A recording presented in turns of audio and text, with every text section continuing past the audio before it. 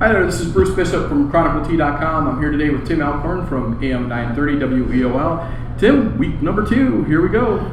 What about the standouts from week number 2? We'll jump right to it. Yeah, week 2 certainly had some incredible individual performances. I guess to top the list, you'd have to go down to Midview and Dustin Crum, their phenomenal quarterback. He put up some numbers in the first half last week against North Olmsted that were absolutely staggering. They'd be staggering for a single game, nonetheless, in the first half. In the first 2 quarters against the Eagles last Friday night, Dustin Crum, 21 of 23 for 357 yards. That's just in the first 2 quarters of football. And then, of course, they had the running clock, and Midview sat their starters, so his numbers really didn't grow beyond that in that second half. But what a first half for Dustin Crum. They go to 2-0 on the year. Also going to 2-0 on the season, Bruce, Elyria High had a great game last Friday night on WEOL. We had Elyria and Lorain.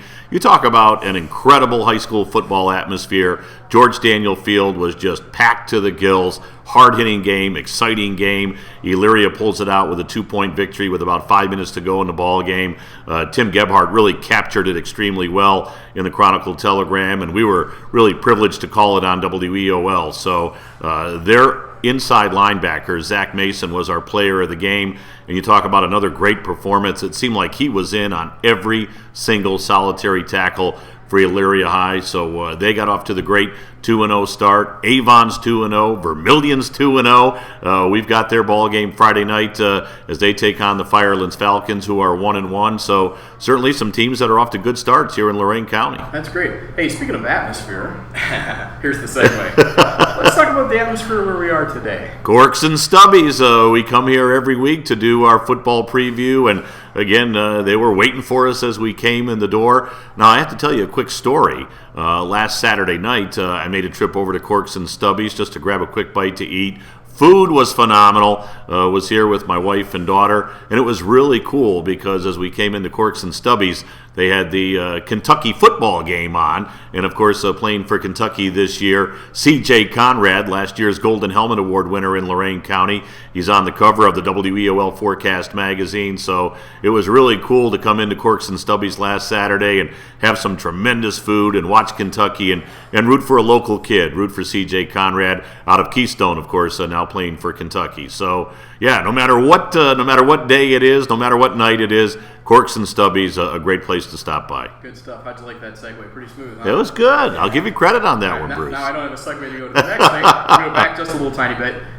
You're talking about the teams going 2-0, North Ridgeville being one of them. Yes. Big deal there, huh? It is a big deal because they've gone to 2-0 without Demario McCall. Now, he is expected to be back Friday night for North Ridgeville. They'll be taking on Berea Mid-Park. Boy, you talk about a real stern test for the North Ridgeville Rangers. They need Demario McCall in this ball game.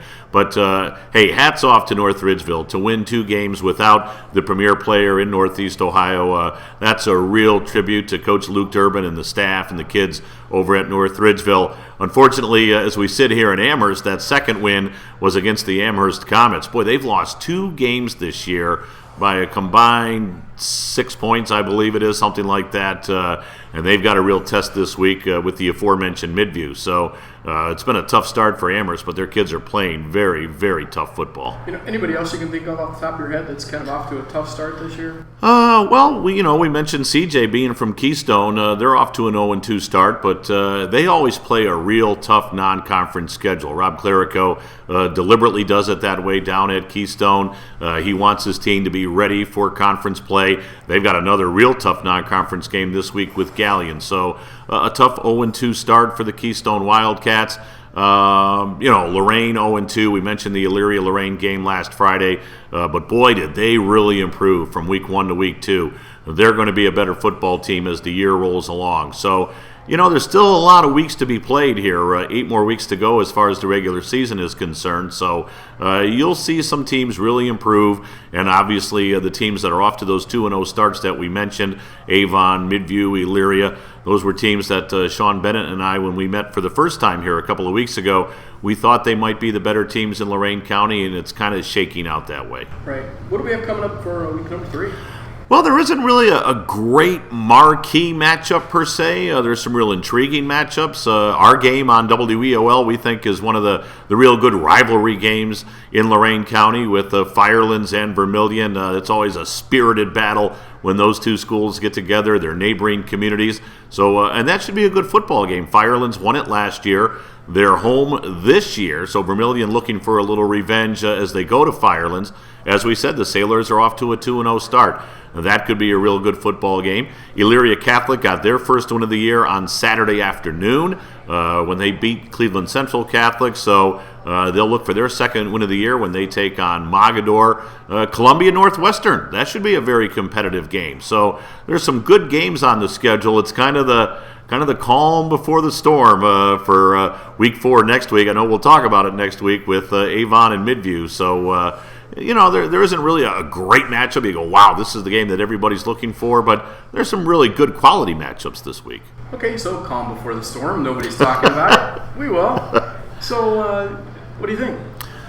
Well, we'll talk about it next week. And I'm sure that's one thing that Mike Elder over at Avon and DJ Shaw down at Midview have been preaching to their kids all week long. In fact, I wouldn't be surprised if the Midview kids, if they said the word Avon, may have had to run a couple of laps, and over on the Avon side, the exact same thing. You don't want to hear the word Midview because you don't want to look ahead, because all of a sudden you can stub your toe if you do that. But you know what? They played 2 of the greatest high school football games I ever saw last year, and they played them within a 6 or 8 week span of each other in the regular season and in the playoffs.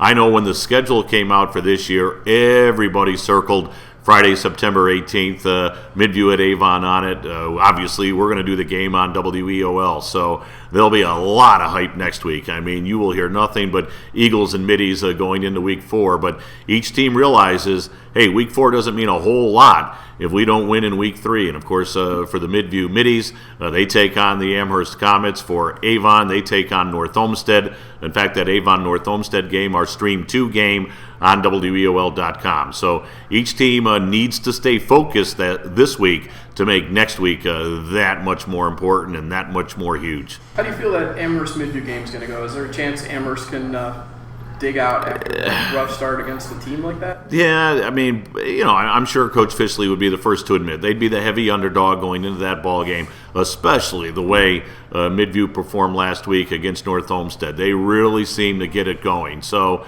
Amherst has played well defensively the first 2 weeks of the year, but Midview has such a high-powered offense. I talked about Dustin Crum earlier and the staggering numbers he put up in just the first half last week against North Olmsted. And when you've got weapons like Logan Boland, like Dimitri Redwood, like Damian Mahone, I mean, he has so many guys that he can utilize on the offensive side of the ball that if you're Amherst defensively, it really is pick your poison. I mean, who do we try to shut down? What do we try to do? I'm sure they're going to throw numerous looks and numerous defenses at Dustin Crum, but so far, Bruce, he seems to have solved them all. He is a remarkable quarterback. That sounds great.